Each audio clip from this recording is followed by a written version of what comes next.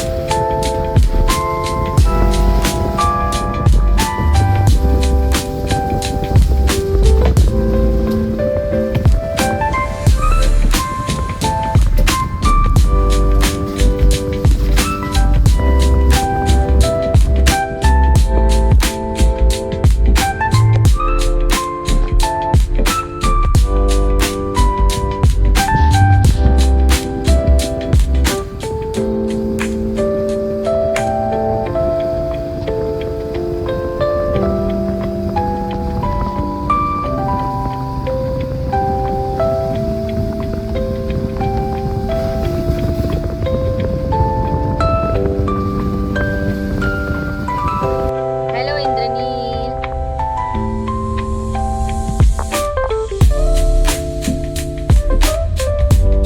दिदी कुठे आहे रे आपली?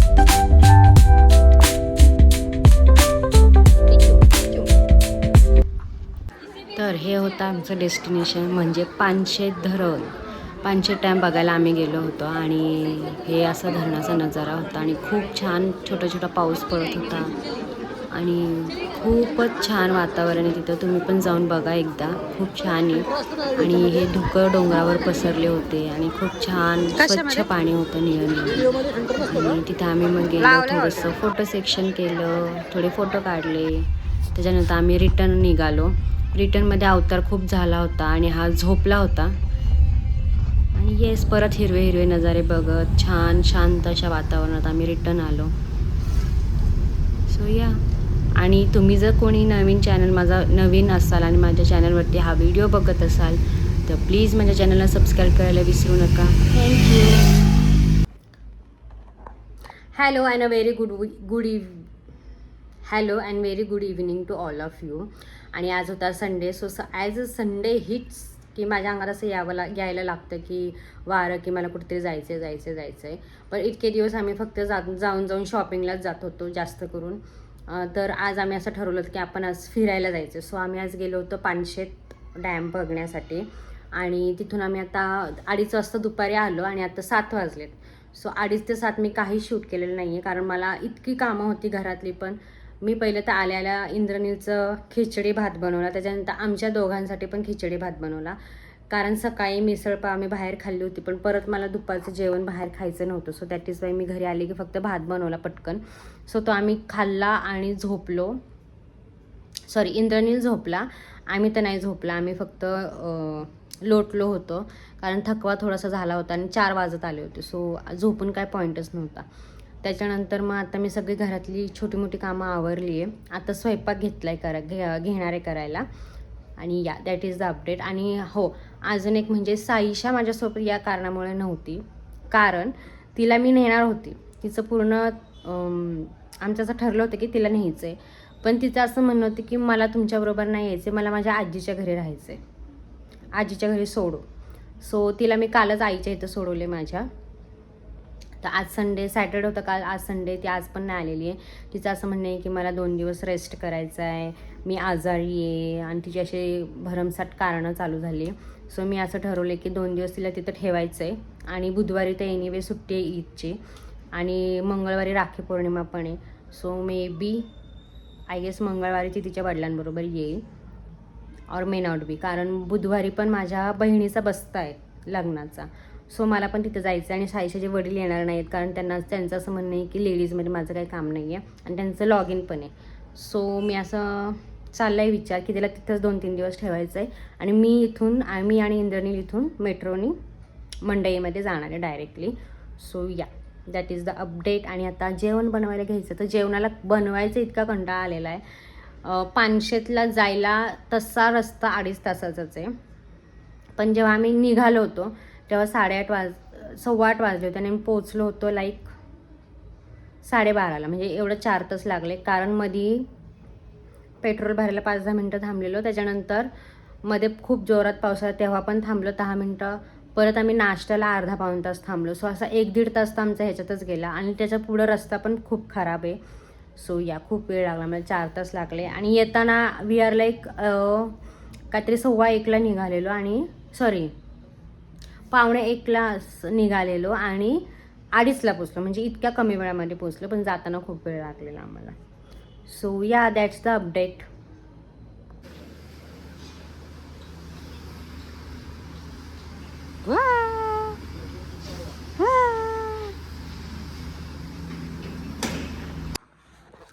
Hello and happy Monday. Indraneel झोपला होता, तो उठलाय. देवपूजा माझी इथं झाली आहे ॲज यू कॅन सी. आणि हा आता उठलाय राजकुमार. सो आता मी त्याला घेते.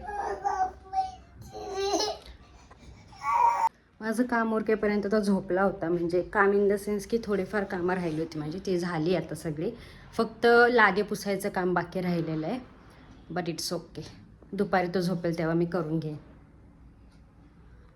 त्यांना टाईम देणे इज व्हेरी इम्पॉर्टंट. काल मी आहे ना अर्धाच व्लॉग शूट केला, कारण खूप दमल्यासारखं झालं होतं. 5-6 तास आम्ही प्रवास केला होता. सो त्याच्यानंतर अशी काही रात्री ताकदच नव्हती उरली की व्लॉग शूट करावा. सो मी आजचा आणि कालचा असा 2 मर्ज करून एकच व्लॉग शूट करते आहे. सो या.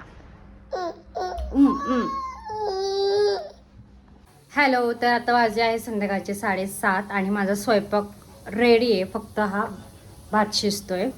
सो आज माझं, जसं की तुम्हाला बोलले की सोमवारचा उपवास होता, सो आज दिवसभर तर माझं काय मूड नव्हता शूट करण्याचा. सो मी आज जास्त काही शूट केलेलं नाही आहे. सो या, आता मी तर स्वयंपाक करून रेडी. आणि मी स्वयंपाक करेपर्यंत माझा गुड बॉय काय करत होता बघा. इथे बसतोय हे सोफ्याच्या कठड्यावर आणि संजू राठोड बघतोय. आणि दिवसभर आज संजू राठोड ऐकून मला चक्कर येते. संजू राठोड, एक मोठा हाती, चल मेरे घोडे, एक कौवा प्यासा था, ये रे रे पावसा. ओ माय गॉड, दिवसभर ते हेच गाणं आहे. आणि आज साईशा नसल्यामुळे त्याला करमत पण नाही आहे. सो मी पण आज जास्त त्याला काही रिस्ट्रिक्शन्स नाही दिलेले. सो या.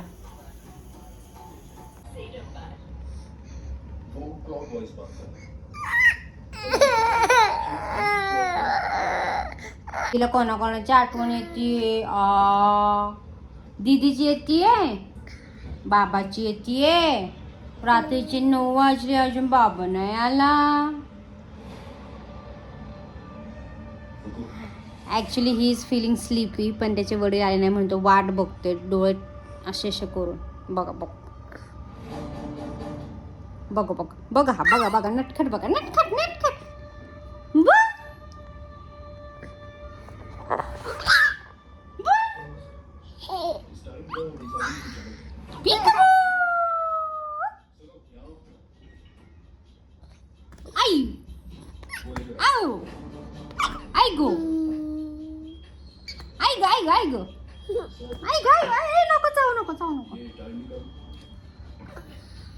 हा असा आमचा कृष्णा आहे नटखट. कोण आहे? कृष्णा.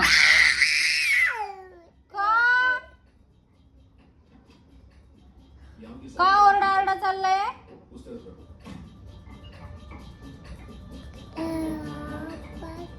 बाबा